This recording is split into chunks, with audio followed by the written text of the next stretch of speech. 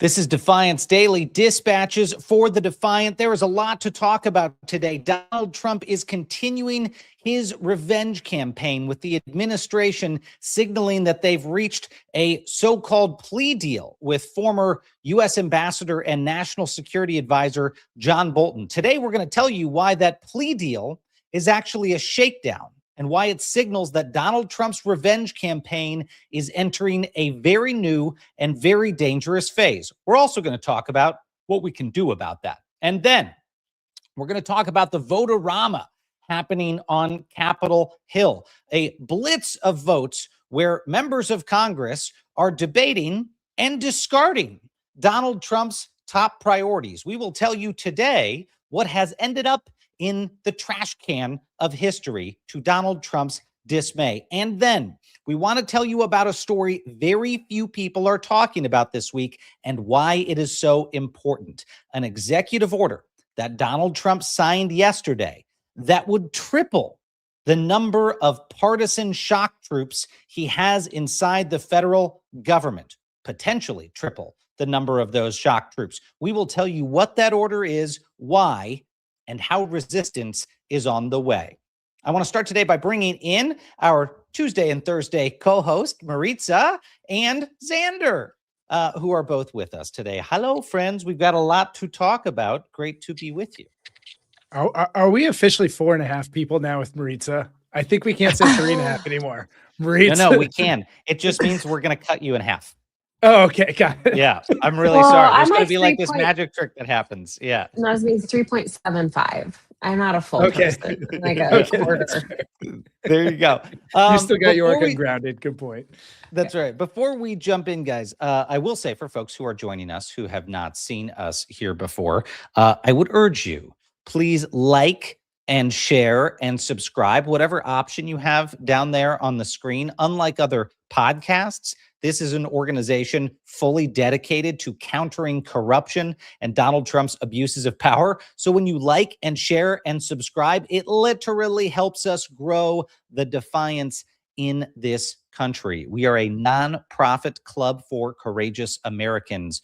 So please do that and go check us out at defiance.org and sign up for free updates or become a member if you actually want to fund those weekly actions that we announce to fight back against corruption. So with that, friends, I want to take us into our first story, and I want to ask Xander and Maritza about this. But let me take everyone back a second if they don't know the details here. So John Bolton last year was Donald Trump's former national security advisor. He was charged with 18 counts of unauthorized retention of classified information. And at the time, a lot of folks said, wow, this case, this is a crazy case. John Bolton must have left government with a treasure trove of secrets.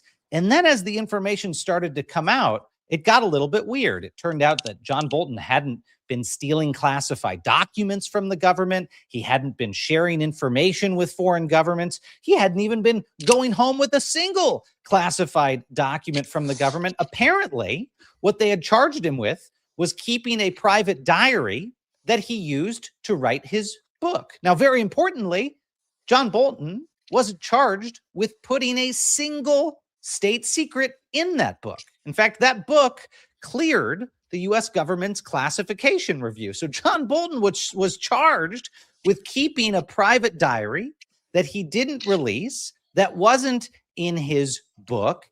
And then the federal government tried to get him life in prison for it. Now, what happened this week is John Bolton reached a reported plea deal with the federal government to plead guilty on only one of those counts. And that count was keeping a diary. He didn't agree to plead guilty to taking classified information, but to keeping a diary.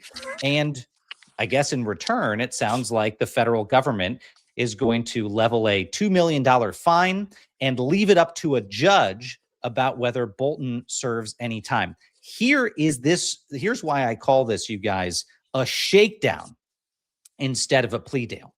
Because John Bolton and what he is accused of, I want you to think of as a candle flicker in comparison to a raging wildfire. The candle flicker is a man named John Bolton had a private diary that the Trump administration alleges contained information it shouldn't. The wildfire is that the sitting president of the United States absconded with hundreds of pages of actual classified documents with actual classified headers, actually took them outside of the federal government, actually stored them in an unsecure place, actually, according to prosecutors, intended to do it to benefit himself, and actually lied to federal investigators about that information and tried to hide it from them. This is, as far as classified information cases go, Trump's is the Niagara waterfall, and John Bolton's is like the leaky faucet. And so, again, going back to the idea of, is this a plea deal or a shakedown? Look, at the end of the day, this is the type of case Donald Trump always hoped to bring, a case that would never go to trial. And as evidence of the fact that they didn't think they could win this at trial, the Justice Department dropped 17 of the 18 counts against him. So what was the purpose of this? The purpose of this wasn't to win in court. It was to scare John Bolton that he might go to prison forever if he didn't cut some deal in here. That's very, very scary to me, because what this shows Donald Trump is he now has a format that works.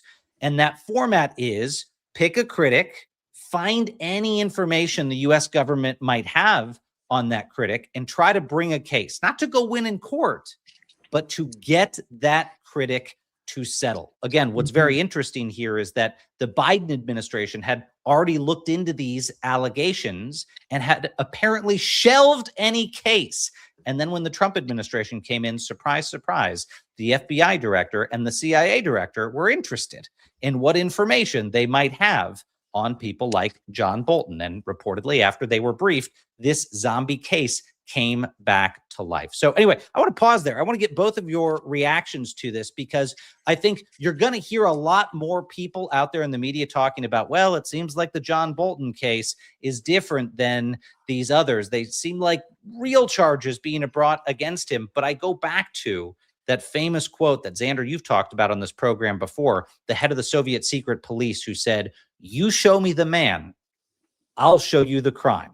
And that is what has happened here, is the administration picked a man and charged him with a crime by finding whatever the government has.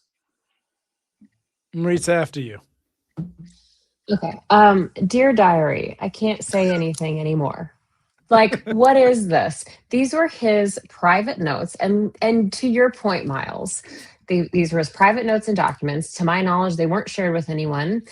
He had at one point special security clearances, right? And also there aren't photos of them stacked up in filing boxes in a tacky bathroom in Florida. There's no allegation that he showed these classified documents to his PAC or other world leaders, unlike someone else we know. There's no co-conspirator like Walt Nada, who was charged with actually moving these sensitive materials and who former White House employees say was promised a pardon if he went along with it. I mean, it's just absurd. And the amount of money, what was it, $2.4 million that John Bolton has to pay for this? My question is, I mean, we all know John Bolton. He's been on our show and Grounded with myself and former Senator Tester. He is not a rhino or a liberal or woke. He is a very, very, very conservative man. He just happened to defy the president at one point in time. And so he has a target on his back. But my question is, I mean, I'm just so curious why you think he didn't want to go to court. Someone asked that in the comments too. Like, why not take this to court and say, hey, you just think that it's too much of a gamble? Yeah. Well, I think that's it. Go ahead, Xander. I mean, I worked in justice reform before this. America has extreme sentencing compared to almost every other country, definitely all the developed countries. The reason that's in place is to coerce plea deals. So even if you think you got a good shot, if you're staying down 10 years, and I don't know how old Bolton is, he's 75, something like that. 10 years is a life sentence, essentially, for Bolton. 5 years, maybe even, right? And so we have extreme sentencing in this country to coerce plea deals unfortunately, so police departments can get their closure rates up. And that's how mayors are elected, et cetera. There's like a long history of this whole, the plea deal thing. Justice. And like, that's what Trump's been so good at, is exposing the problems with our system already, because he tries to take advantage of them so much. And I think this is just another example of him exposing the problems with extreme sentencing in America, because people don't face a trial. They aren't judged by a jury or their peers. They take a plea deal in the back rooms and they never really see justice. Well, I the other thing that I would say about this case, the wild disparity is, you go look at other people who've been accused in similar circumstances, former CIA director, General Petraeus, Sandy Berger. You've got these other former officials basically accused of the same thing in the past. They wrote notes to themselves about what they did during the day in government so they could remember. And clearly John Bolton knew enough to know there are things I can't put in the book, right? There are things that I can't say. And again, he's not being accused of that, but he's being treated in an order of magnitude way different than those other people. General David Petraeus never went to prison. He didn't have to pay, to my knowledge, $2 million to the federal government. And again, the reason why we have these laws, the Espionage Act, is to prevent spying on the United States government, is to prevent the stealing of secrets, is to prevent the things Donald Trump did, not to prevent the things that John Bolton did. Here's another irony I see about the entire thing. I disagreed with Bolton on a lot of issues. I agreed with him on some other issues. What I would say to folks, though, is it's not about that, right? There's no perfect victim in a crime. In fact, when I'm out there defending people for freedom of speech, my preference, I feel like I'm on the strongest ground when I'm defending someone I disagree with. And in the case of John Bolton, I disagreed with him on a lot of things. But this man has more integrity in his pinky finger than Donald Trump has in his whole body. And as evidence of that, and evidence of the irony here, I saw John Bolton personally try to save Donald Trump's ass from illegally exposing classified information. I'll tell you the example. There was a day when I was in the West Wing when Donald Trump grabbed a fistful of classified documents in a room full of reporters and held them up to brag about the sensitive information he got as president of the United States. An aide ran in the room and told me and Ambassador Bolton what had happened. And you know what Ambassador Bolton did? Immediately went into lockdown mode to try to make sure that no cameras captured information that could put America's spies or intelligence methods at risk, to make sure the president had not put himself in a position that he could get potentially charged or impeached. He locked it down. He made sure the information was protected. He made sure there weren't cameras that captured that information that Donald Trump recklessly waved in the air. That's a deep irony, is that John Bolton tried to protect Donald Trump from leaking classified information. And now here we are. Donald Trump in the Oval Office, John Bolton potentially going to serve some time. But I'll close with this before we jump to the next story. What I'm concerned about, and what we're going to be tracking very closely, is whether Donald Trump tries to run this same play against other critics. It's no coincidence that he has threatened or launched investigations into more than a dozen people who've written books that are critical of him, including John Bolton, including James Comey, who he's now tried to charge twice, including myself sitting here. This is something he's been doing. And you've got these other open cases like John Brennan and others, where Trump's Justice Department is now probably trawling through their public appearances, trawling through their op-eds, trying to find some kind of hook. Back to that Soviet adage, you show me the man, I'll show you the crime. That's not how the justice system is supposed to work. But I'm going to take us, friends. May I say one thing, though, Miles? First of all, John Bolton is not sloppy. Okay, he is a career professional. He is not cavalier about the information that he received in his decades in government. But second of all, let's also keep in mind, this takes the Justice Department away again from investigating anything related to the Epstein files, any co-conspirators, any actual serious crimes that have been committed against children. So we can't take our eyes off of that ball. Such a good point. That's right. Well, we have a guest coming in on our next story in a moment here, and that is the Vote-O-Rama we mentioned earlier, which is that the Senate has been waiting for this moment, this kickoff of this blitz of votes surrounding Department of Homeland Security funding. Now, as a bit of context, the budget package right now that's moving through this reconciliation process in Congress allows Republicans to bypass the traditional 60 vote threshold in the Senate and pass it with a simple majority. And getting to today has been anything but smooth. As folks who are listening will remember, Donald Trump originally attached both his $1 billion for the ballroom project, as well as a bunch of other must-haves to the legislation that his administration wanted. That, along with the announcement of his $1.8 billion slush fund, triggered a revolt among Senate Republicans and forced leadership to postpone the vote before heading into congressional recess. Now, this week, with senators back in D.C., those Republicans have shown what they're now calling, what we are now calling, the reluctance, right? These guys aren't the resistance, Maritza and Xander. They are now the reluctance. This very like a sort shitty M. Night Shyamalan movie. Yeah.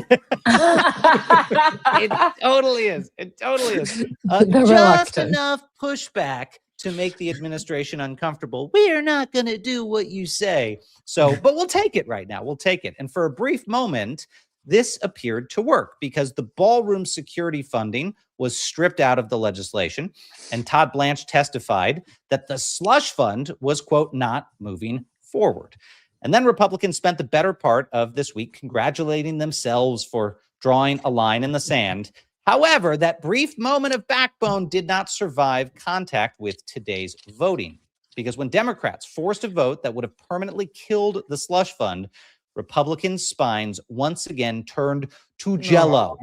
Yeah, this resolution would have delivered the one thing that Blanche and Senate Republicans failed to deliver as they declared victory: pen to paper that the slush fund was dead. This would have legally prohibited the slush fund from existence. Now, as a reminder, when Representative Grace Meng asked Blanche earlier this week whether he would formally rescind the fund in writing, this was his response. Attorney General, I want to thank you for verbally committing to not moving forward with the so-called anti-weaponization fund. I just want to make sure, are you going to issue a new memo in writing rescinding that May 18th memo? I'm not committing to putting anything in writing. I'm going to say it today over and over again. I mean, I don't know what the purpose of putting something in writing. I'm telling you what we're doing. Meaning, like, why do I need to put something in writing if I'm telling you what we're doing? Well, you started it, you established it in writing, so it just makes sense to rescind it in writing. I think a lot of Americans, both sides of the aisle, are concerned about it, and it would restore a lot of trust about this issue. Okay, I'm not committing to doing anything in writing. No. Okay. I mean, I'll take it under advisement. Clearly the difference. I'm just concerned because you're not under oath, and I want to trust you, and I want to believe you. We all do. But putting it in writing would settle that issue. I have 1 minute left. It's still. Just wait till he does it. Use the minute and watch him while he puts it in writing. Take me at my word. No, hell no, I won't put that in writing. Well, and the frustrating thing here, guys, is basically now GOP senators who said, we're going to draw the line in the sand, are saying, well, we're going to let the administration voluntarily not do these things. We're not going to use this bill to prohibit them from doing them, which is what Democrats have tried to get them to do. They're just saying, well, we'll let them, we'll let Todd Blanche keep his word that they're going to rescind the fund. That's why Democrats are very, very frustrated, is those attempts to legally prohibit the administration from moving forward with the slush fund and the ballroom have failed. But there's something else here, because the centerpiece of today's package that they are debating is $70 billion in ICE and their detention facilities, including those secret warehouse prisons. And while senators in Washington debate whether to expand that system, we wanted to hear from people who have been documenting what that system looks like right now. Because if they're going to pump more money into this, Americans need to understand what is happening. And over the last 2 weeks, our next guest has been on the ground covering the growing protests surrounding Delaney Hall in Newark, New Jersey, one of those facilities that popped up last year when the Trump administration came back into office, and where detainees and advocates have raised allegations ranging from severe medical neglect to unsanitary conditions and abuse inside the facilities. Joining us now is Michael Bocchini, the Director of Partnerships for the Save America movement, who has worked for labor unions and political campaigns and in federal, state, and city government. Michael, the only place that you haven't worked apparently is the United States Supreme Court. So we got to get you on the high court. No, thank you. No, thank you. Thanks for joining us, my friend. Yeah. Can I kick off and then I'll throw it to the other two? I'll put that in a memo and I'll say it verbally. No, thank you. No, thank you. Yeah. What have you seen there on the ground at Delaney Hall, and why is that relevant to this debate that's happening in the U.S. Senate about DHS funding? Yeah, what I've seen on the ground there is a lot of passionate activists, some of whom have been there for over a year. There's a group called Eyes on Ice that's been there holding a daily vigil every day for a year. They've been there taking care of the families that are coming in to try to visit their loved ones that are being held. They're there to support the attorneys that are coming in to try to represent these folks in their habeas cases. And I've also seen the very passionate activists who have been grabbing a lot of the headlines because of their clash, first with ICE officers and then with the police. And both of those, the sort of day shift and the night shift, they're all there for very good reasons, because people are being held improperly in this country. I spoke to veterans who were very upset to see the constitutional rights that they swore an oath to defend, that they put their lives on the line to defend, trampled upon. The big joke there is, the governor set up a First Amendment zone, and a lot of the veterans said, I thought the whole country was a First Amendment zone. There's faith leaders there who, these are just some of the best people in the world that you'll ever meet. And, they're tired, but they're resolute in terms of fighting what's going on in this facility. I think a lot of people probably never heard of this hall. They probably haven't thought much about Newark, New Jersey. But it's your tax dollars that are going to a private for-profit company, the Geo Group, that is holding these detainees in terrible conditions. We're talking about food that isn't clean, food that's rotten, water that tastes like metal. They're being forced to work. One of the ways that this company, helps their bottom line is they put detainees to work. So this is both a hunger strike and a labor strike. And they're getting paid maybe $1 an hour. And so it's gotten both the people who've been there for a year opposing the reopening of this facility fired up, but also a lot of young, passionate and older folks with gray hairs to come down there to be very passionate about making sure that the folks inside, and sometimes, and we might see it in the clip, you'll see these eerie silhouettes of figures in the window of detainees who are trying to communicate with the folks on the outside. And, it's one of these things that it pulls at your heartstrings, and it really hits you in the gut as an American to think that anybody is being treated this way. Maritza and I spent some time in Arizona a few months back talking to folks who were afraid about this coming. And it's sad to see here in Newark, it's already here, and it's a pretty grim situation for those detainees. Mike, I was going to ask you about that. I mean, comparing, when we were working for the Save America movement on the ground in Arizona, it definitely hadn't come to this point, but we saw so many engaged people, and we actually saw movement there, right? We've seen movement there since we were there on our reporting trip to stop that big warehouse detention facility.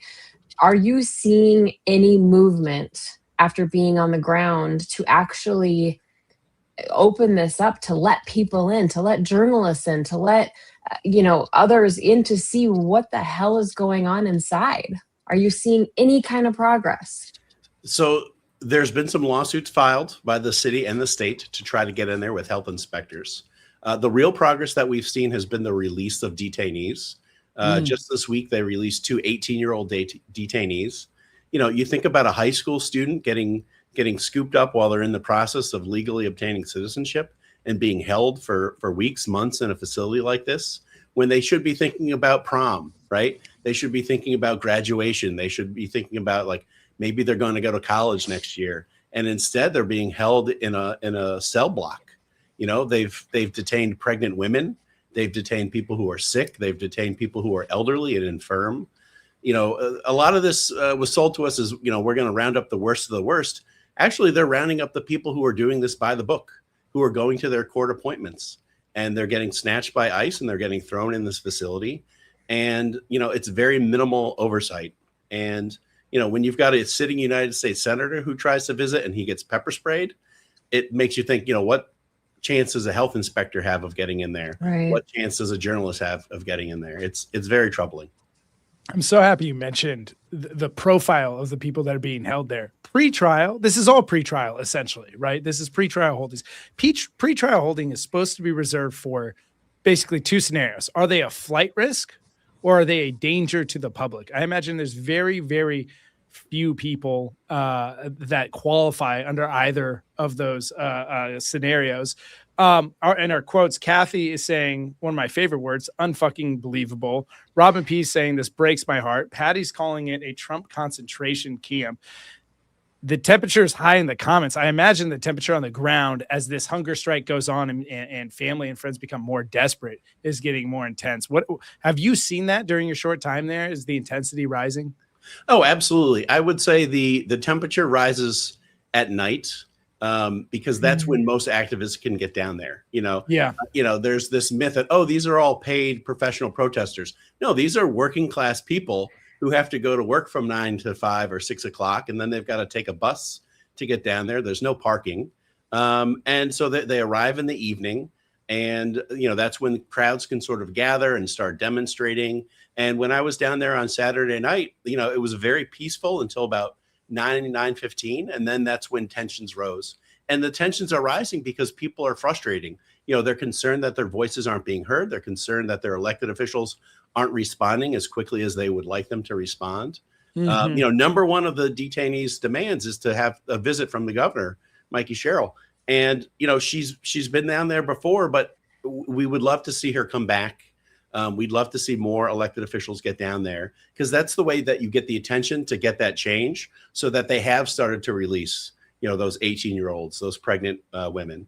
So it's a question of the more attention and the longer we can keep a focus on this facility, the more we can support those who are on the inside doing the hard work of that hunger strike and that labor strike.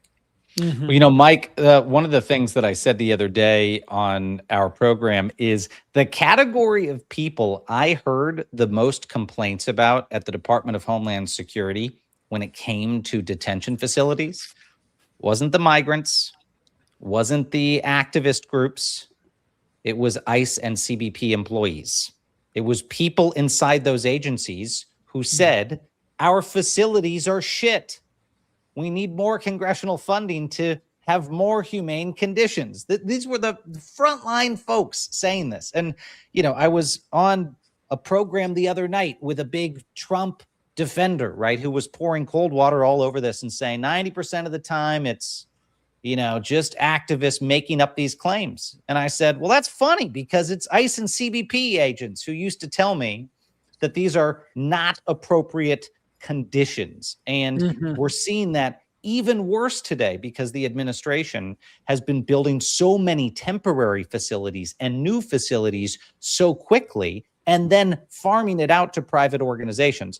Final question for you, Mr. Bocchini, before we move on today, would be Defiance.org has partnered with Save America Movement. We've worked with you all to launch things like GTFOICE.org to get people aware of these facilities in their area. What do you see, after having watched what's happening at Delaney Hall, as the most effective tactic here in shining a light on the abuses in these facilities, but also turning a corner and shutting some of them down? I think the most important thing is persistence. There have been people on the ground in Delaney for over a year pushing back on this, and they built the foundation that these other protesters can come now and stand on and help lift up this message. It's what we've seen being effective in Surprise, Arizona. That's a indivisible group, Northwest Valley Indivisible, that's consistently been going for weeks and months. They're contacting the city hall. They go to the city council meetings. They make sure the mayor knows. They contact their state elected officials. They contact their federal officials, and it's persistent. I think we all live in an age where we just want to find that one, if we can find that one magic thing, that one silver bullet, and there is no silver bullet. It takes time, it takes persistence, because governments run on an annual cycle. We're seeing that right now with the reconciliation fight over the budget. And you've got to have the endurance to make it through. You've got to have that persistence to make it through. Well, Michael Bocchini with the Save America movement, my friend, thank you for everything you do. And I got a sneaking suspicion we're going to see you back here in a couple of weeks, because I think we'll have some announcements on other ways we're teaming up with you guys to shine that light. So thank you for everything you do. Thank you. And thank you for the partnership, everybody at Defiance. Ready, Mike.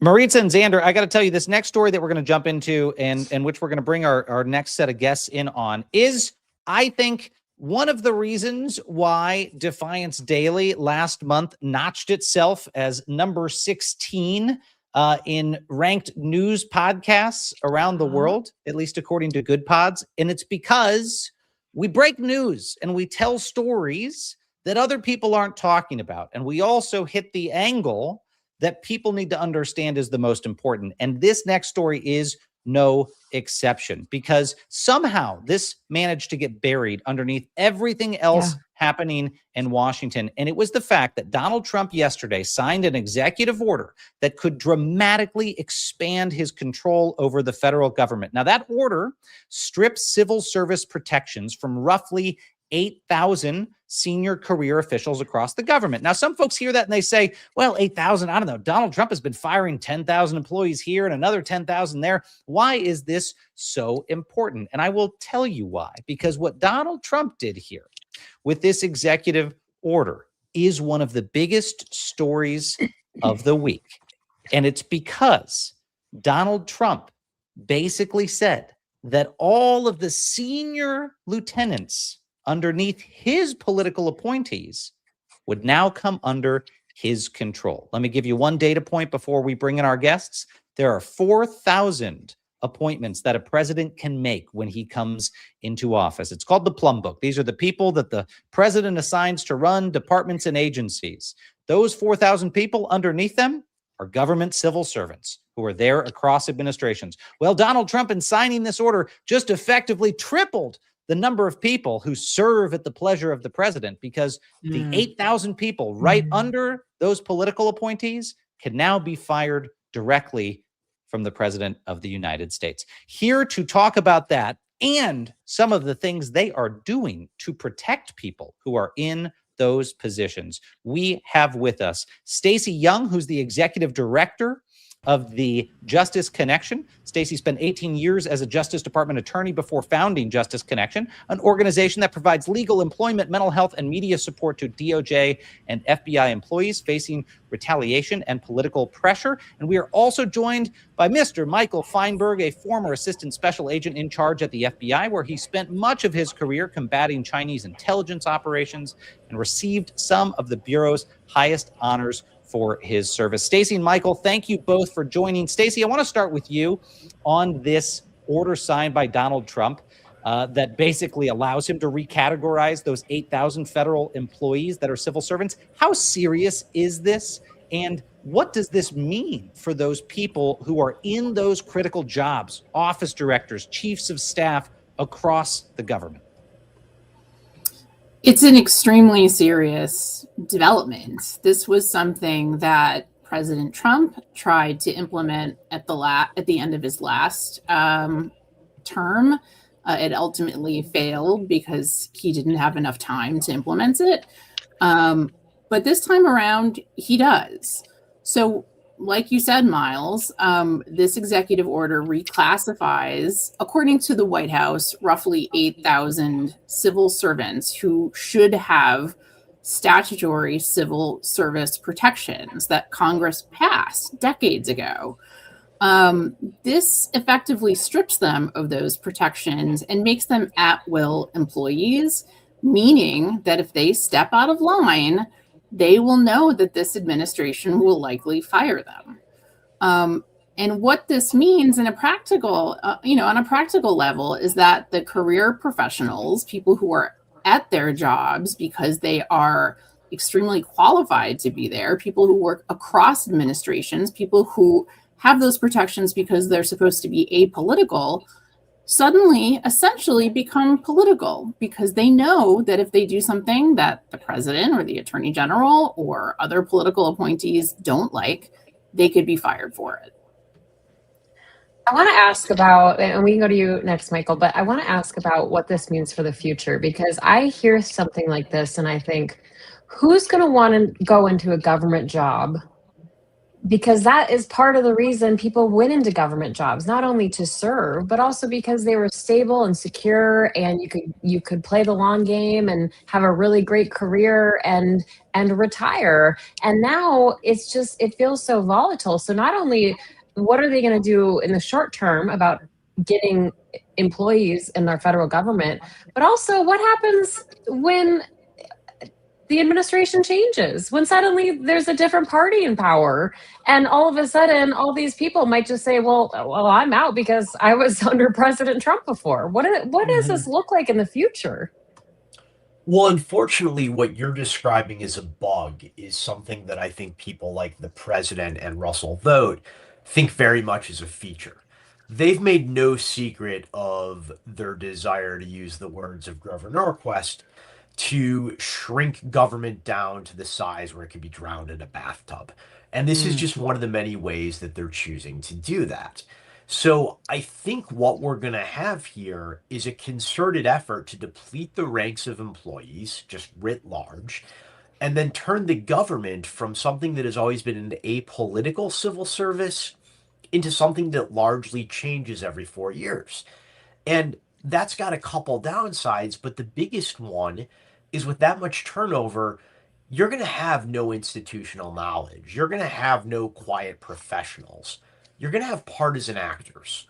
And the more they turn over, the more friction there's going to be, the more times each agency is going to have to reinvent the wheel. And the average American, every one of which our lives depend somewhat on some government services in some form, regardless of whether you're conservative or liberal, we're going to see our quality of life go down. Lori in the comments says they have Rubio. They can give him like 50 more jobs. Maybe the goal is just for Marco Rubio to have every job in government and get rid of everyone else. Stacey, I want to ask on behalf of all Defiance members, you're on a worthy mission here. I was just actually looking at your face because I was consolidating all of our grantees from the past. We recently supported Justice Connection. What else can we do? What else can everyday people do to support you, to further your mission, to make sure we ensure a continued independent DOJ? Yeah, I mean, I encourage everybody to sign up on our website to get updates from us. I encourage everyone to sign up for our Substack.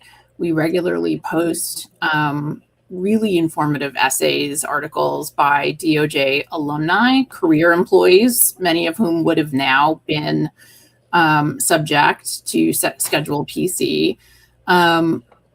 We have action items that we regularly post on our website. We have, other tools on our website that anybody can use, including a DOJ tracker that follows, all of the administration's attacks on the Department of Justice and those who work there. And if you're able, and I always have to kind of make this pitch because we are a new small nonprofit. If you're able to make a donation, we can only make this work. We can only sustain the work we're doing with the support of people who understand why it's so important. So if you're able to contribute, I would really appreciate if you'd consider it.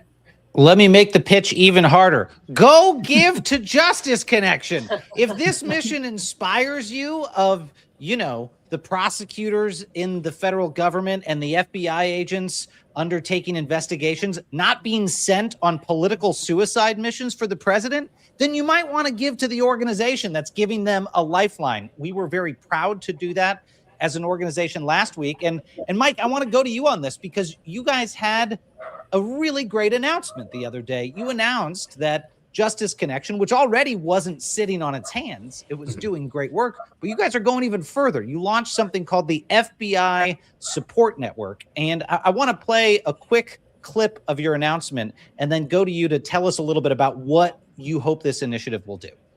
For a century, the FBI has kept America safe by aggressively pursuing bank robbers, kidnappers, embezzlers, and those who would harm citizens who cannot protect themselves. It has safeguarded our political system and fundamental freedoms by pursuing corrupt officials and protecting civil rights. But now, the FBI is being used as a political tool against the president's perceived enemies. People with decades of experience are being fired simply because they investigated political figures now in power. It's time for those of us who served our country with the FBI to offer our assistance to the special agents, the intelligence analysts, and the professional staff who are under attack. And FBI alumni have formed a group to do it.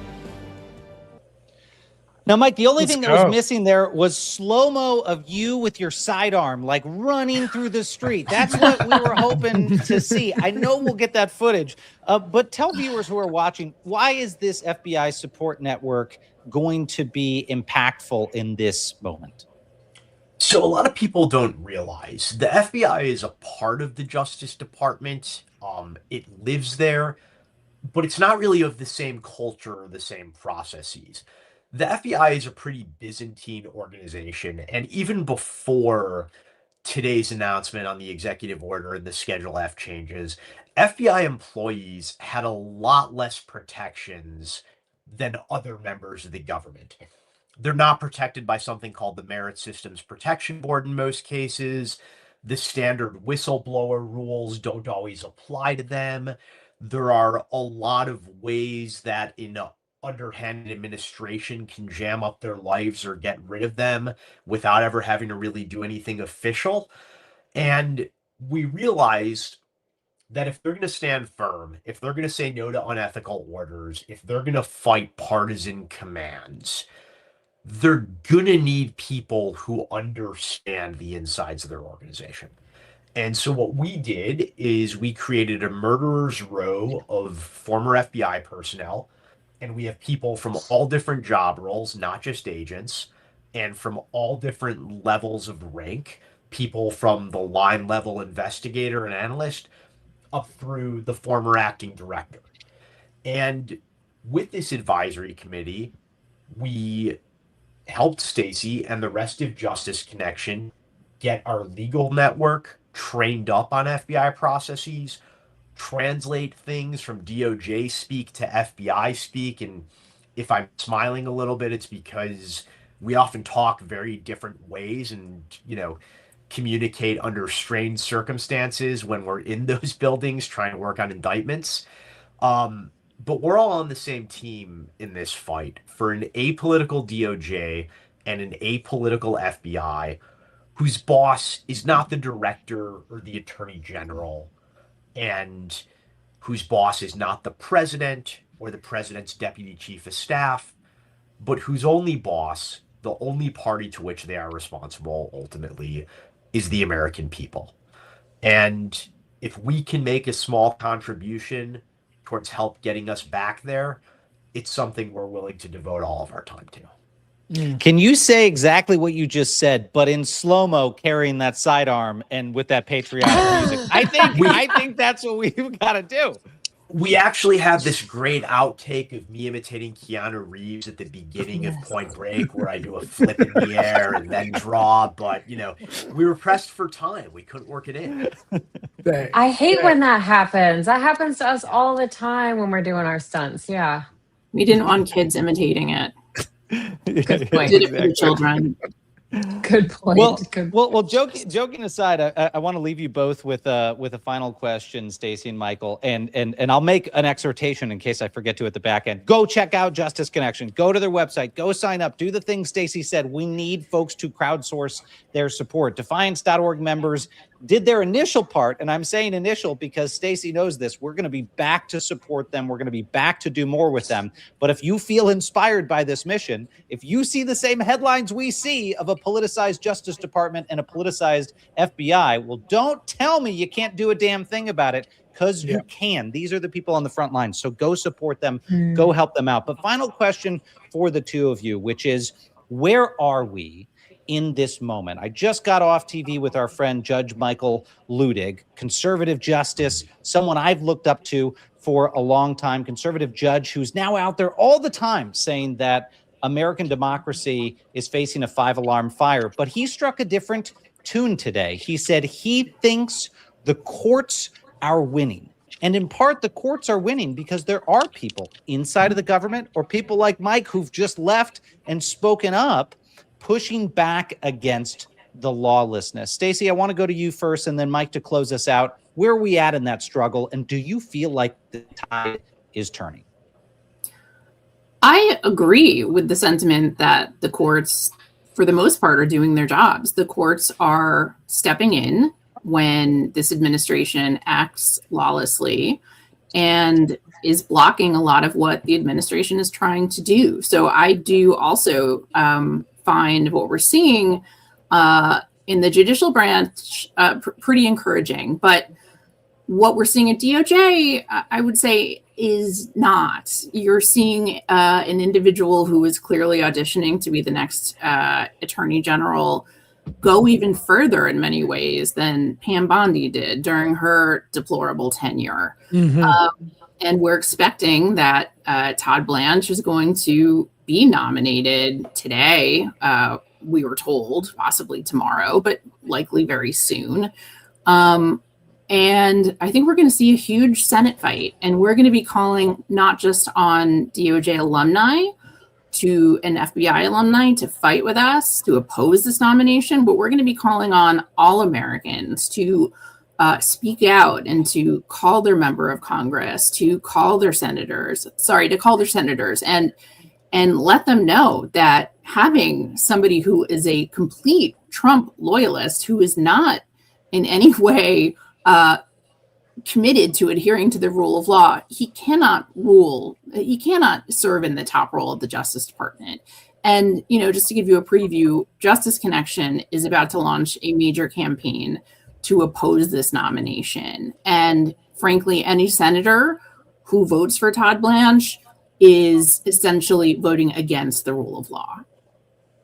You heard it here first, folks. There's going to be a campaign to go push back against this. Mike Feinberg, I'm going to give you the final word. I know you're a huge Todd Blanche fan. I know that you disagree with Stacey. You're going to be testifying on his behalf at the confirmation hearing. Tell me why you think he's the greatest potential attorney general that the nation's ever seen.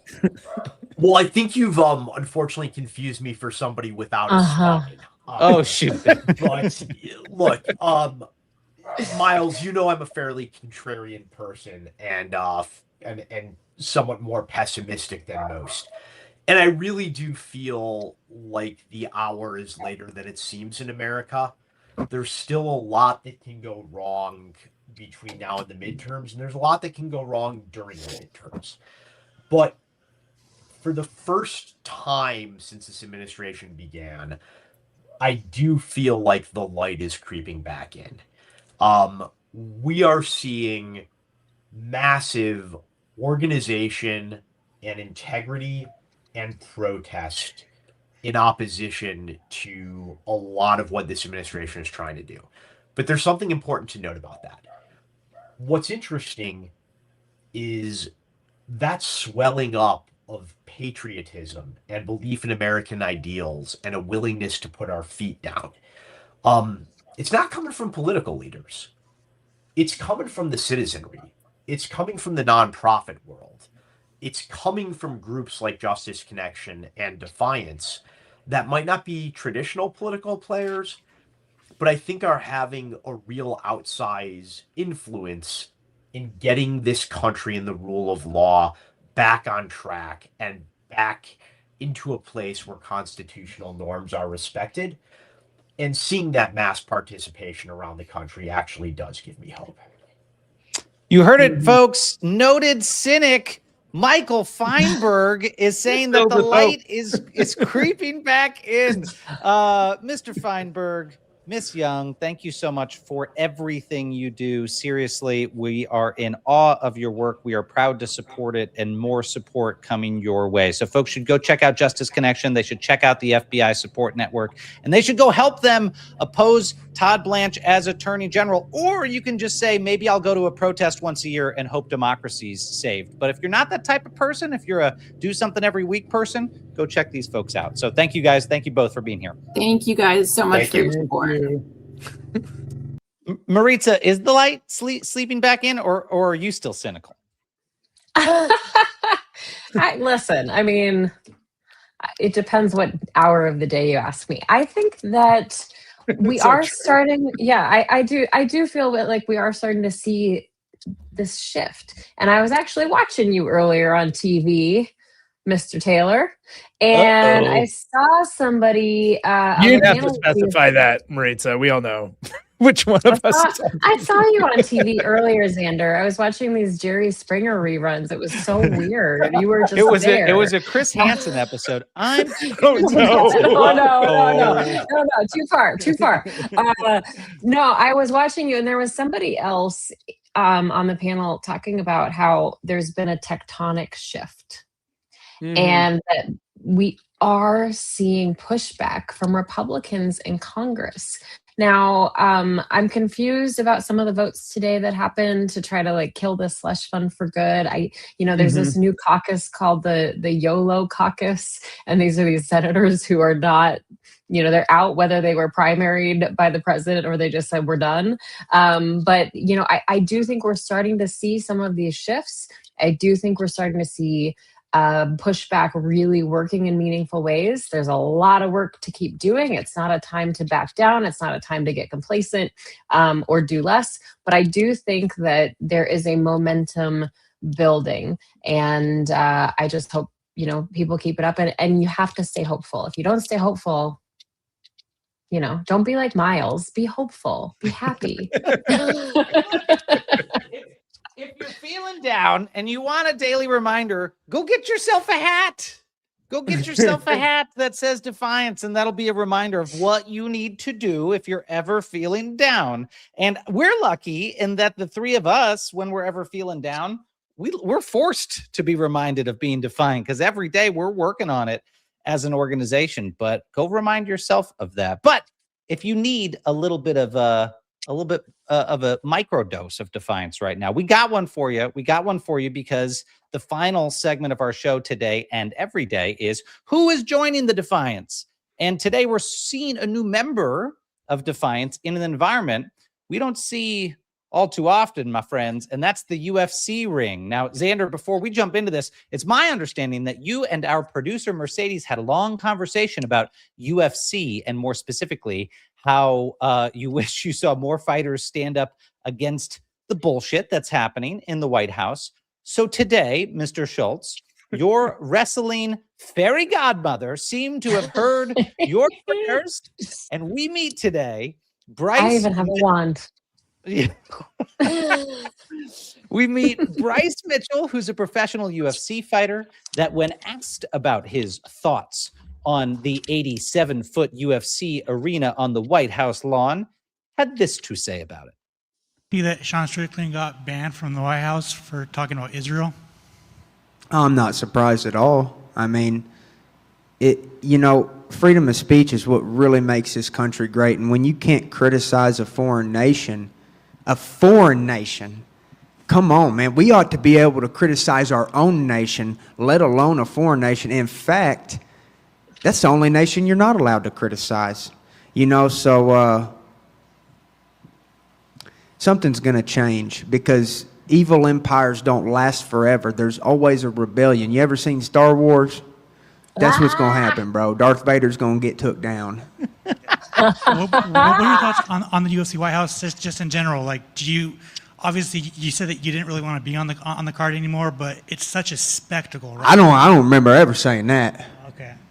I do want to be on the card. You do want to be on the card. I do.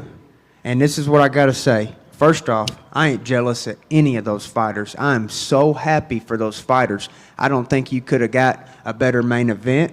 I'm happy for every single last fighter on that card. If they need me to fill in, if I'm healthy, hey, I'll do it. For the UFC, I think it's great. It's beyond great. It's literally the perfect scenario.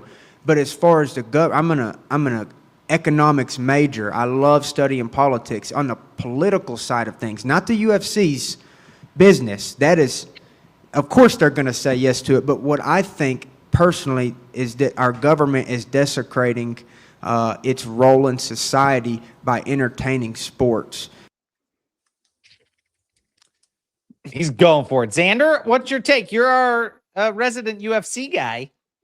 Yeah, look, I'm probably deeper. I'm not only just like the resident UFC expert. I'm deeper in this than most people probably know. My uncle fought in the UFC. Yeah. I grew up with most of the UFC champions historically. I know lots and lots of these guys. This segment is quickly becoming the broken clock is right twice a day segment. Bryce Mitchell, by the way, gang. Bryce Mitchell, not someone you'd be allies with all the time. On his very first podcast, here's Bryce's quote, which might be the worst quote in history. I honestly think that Hitler was a good guy based upon my own research. He fought for his country. He wanted to purify it by kicking the greedy Jews out that were destroying his country. So it's Bryce Mitchell. Okay. You don't want to follow him for more comments like that. But that's why it's Xander. That's why it's remarkable that 100%. He's joining the Defiance. You would think like a Bryce Mitchell would be like, bring it on. Donald Trump is about the most regressive man we've ever seen in the Oval Office. So if the Bryce Mitchells are bailing, and I'm not endorsing it's a good point. A lot of people are bailing. It's a good point. Dissent from his own following is as important as the too big to rig coalition. If we can decrease his coalition, it's massive. And we've seen this across the spectrum. Just before, I'm just saying that before you subscribe to Bryce Mitchell on Twitter or something like that. I think that's fair. I think I did not know that. And I also think too, I mean, I quickly go to, if he said that about Hitler, would he be critical at all if President Trump were so aligned with Benjamin Netanyahu? But anyway. But I will say, I have another take on this that we were texting this. The three of us were texting about this earlier. I think we need to be really careful in mixing criticism about authoritarianism to criticism about cultural things we don't like or understand. I think a lot of Trump's success and a lot of the mistakes on the left were him speaking to different disenfranchised groups and saying, I see you. I don't think your culture's dumb. In fact, I like it. I think it has a place. It's not just operas and symphonies that have a place in DC. I think your culture also has a place here. Now, would I put on fights, at the White House? Probably not. But I don't think we should. I think a lot of when we talk about what makes America great on our side, we often talk about that diversity and we validate other people's culture. And then sometimes we lose sight of that with particular demographics, especially ones that are supporting Trump, because Trump has some very distasteful freaking goals, right? Including destroying our democracy. But these, like when we talk about supporting Trump, these people were voting Democrat. A lot of them, just 2 cycles ago, a lot of them voted for Obama. These are a lot of people who just want to see change in this country. You talk about Rust Belt workers, you talk about disenfranchised poor in the South, et cetera. So I think we just really need to be careful. We need to be strong in how we stand up to elites and people like Trump that are trying to, that are charlatans and promote messages just in order to move people to their side so they can have power, so they can accomplish their goals. We need to not give up on seeing and validating the issues of all Americans and bringing them into our coalition, because a lot of the people that support him just didn't feel like they had a political home. And Trump continually says, no, you do have a home here. I do see you. I do like your culture. And anyways, we just need to be careful because look, we're a lot of the same people that were excited about all of the programming the Kennedy Center runs. And we were mad when Trump was, poisoning the Kennedy Center with his brand and taking away certain types of shows from it, et cetera. So it's not like we don't think that there's a role for government and entertainment as well. It just looks different. I think though, like I'll push back. I hear what you're saying. 100%. We can say like we're not gonna attack people's joy and culture and all of the things. I like to say to my son, "Don't yuck my yum." I'm a Disney adult, right? Like plenty of people do not understand that about me. Like they don't understand it. But here's the thing: the irony of putting up this stage right next to the demolished East Wing. We've talked about this before on this program. And the irony of like having this big outdoor event when he's saying it's not safe enough that he needs a ballroom. That's the one thing. But second of all, he wants to make that permanent.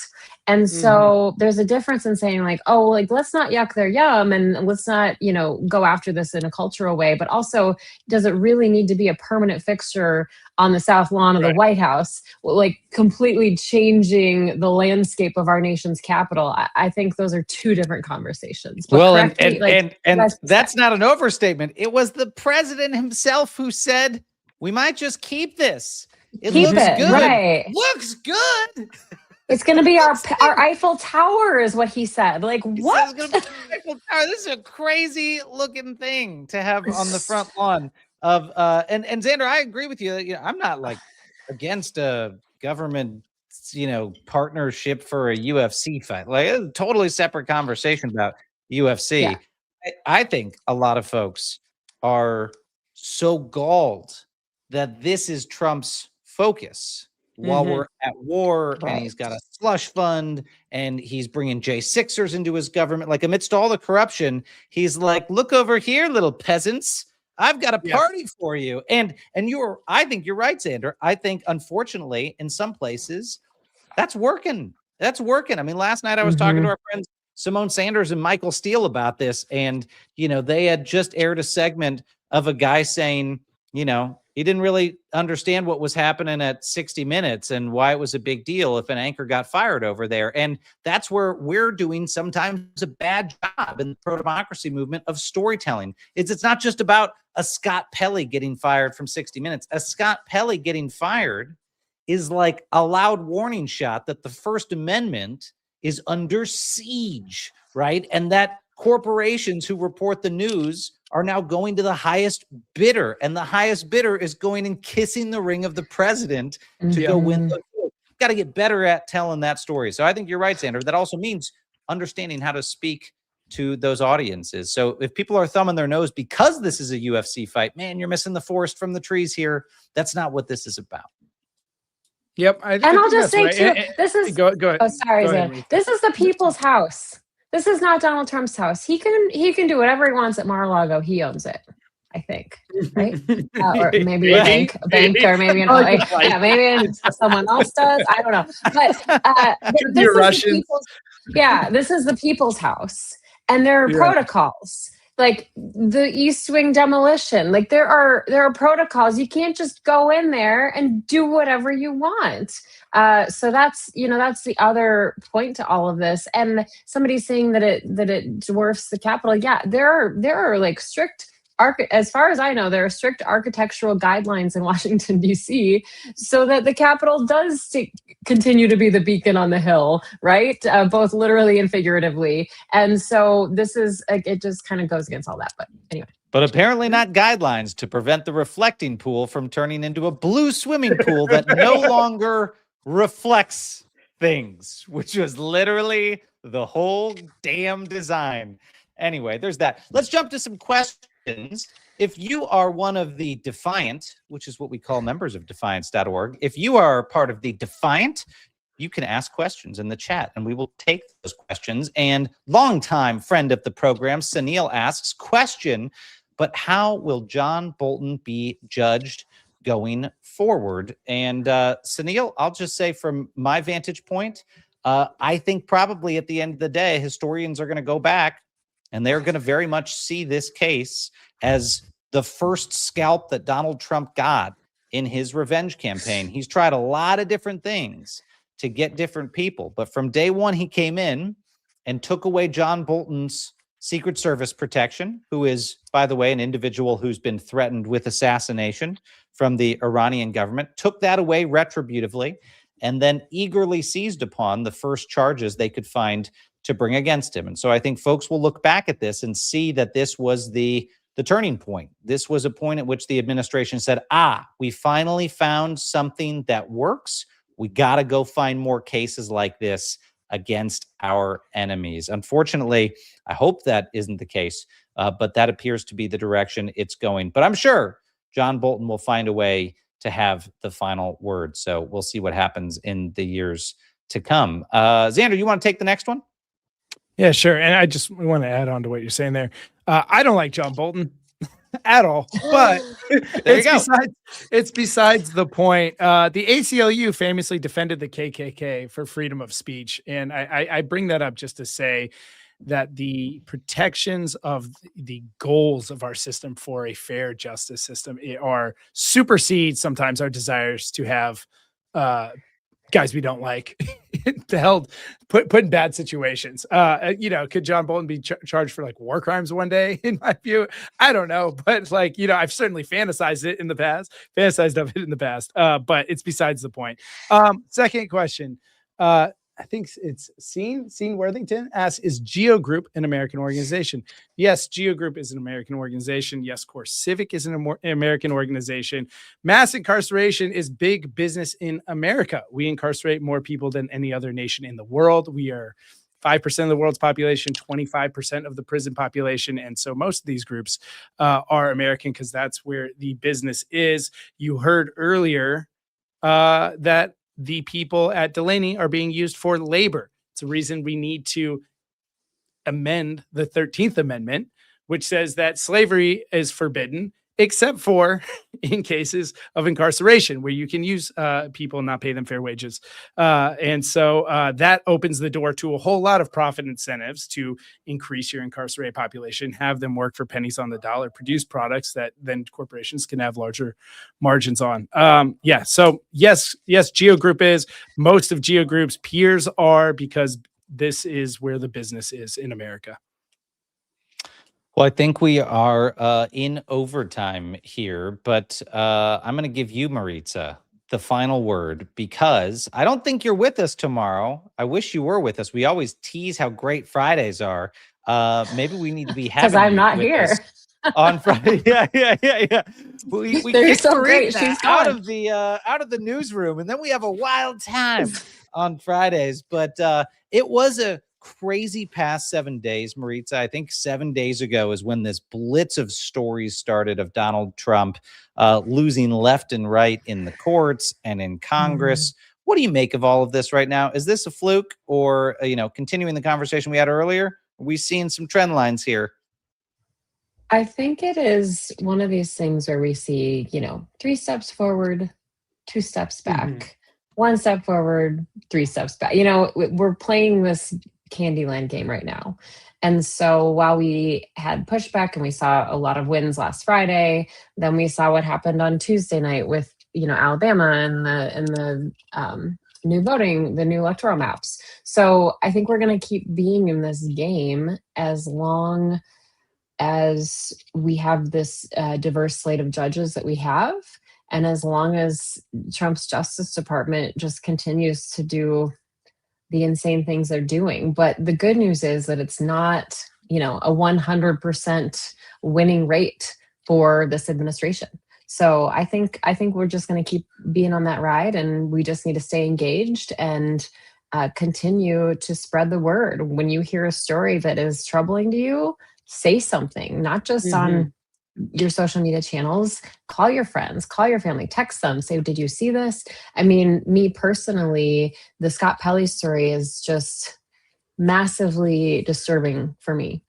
And it speaks to this broader story about journalism, right? And what we're seeing. And you have CBS, the shining star legacy company, and all of a sudden, wow, what is happening over there? I mean, these are really important things. So we all have our lanes and our things, our topics that we care about deeply. And it's important to talk about those with people you love and people you don't always agree with on, because that's how we move the needle. Well, I'm going to say something that the new leadership at CBS is not going to like. I've been talking to some of your people over there, and guess what? You're not going to make them go away. You're not going to take them off the air forever. It may not be on your network, but some of these people are going to go reconstitute quality programs like 60 Minutes in the private sector, in independent media, on their own, where you can't shut them up. So good luck catering to Donald Trump. I think all you've done is made these people like Scott Pelley a whole lot stronger. And if you want to hear more about that, tune in tomorrow to Defiance Daily, because Friday is when we talk about the MAGA fails of the week. We give out the Donald J. Trump Soulmate award of the week, which you now get to vote for live and decide who wins that award. And then we also have with us the incredible Jennifer Welch of the I've Had It podcast. If you have not seen Jennifer Welch out there, you probably don't turn on the TV or the internet. She is amazing. She's going to be with us tomorrow to break down all of those MAGA losses of the I'm week. very jealous. I might have to come back. I knew love we'd make Jennifer you feel bad. Welch. You've got the link. You can do it, Maritza. You can just jump in. You don't even need permission. I'm It's so such a true. Jennifer Welch fan. Maritza thinks she just comes in on Tuesdays and Thursdays to be with us. That's just when we are, like, I think quasi-guaranteed we have her. We literally want her to crash the program every single day. Yeah, So you can maybe come whenever you tomorrow want. there'll be a surprise appearance from Maritza. Stay tuned. And if she doesn't surprise us, then you should be following Maritza and the Grounded podcast on Substack. If you're not doing that, I think you're a Looney Tune, because they're great. And if you're following us, you should be following them. There, I've said my piece. Thank you for joining today, folks. Thank you to our incredible producer, Mercedes O'Brien. Thank you to our summer fellow, Megan Eslick. Both of them are the unseen force behind this show. We really appreciate it. And thank you, Defiance.org members, for everything you do. We'll see you tomorrow. And in the meantime, stay loud, stay brave, and stay together.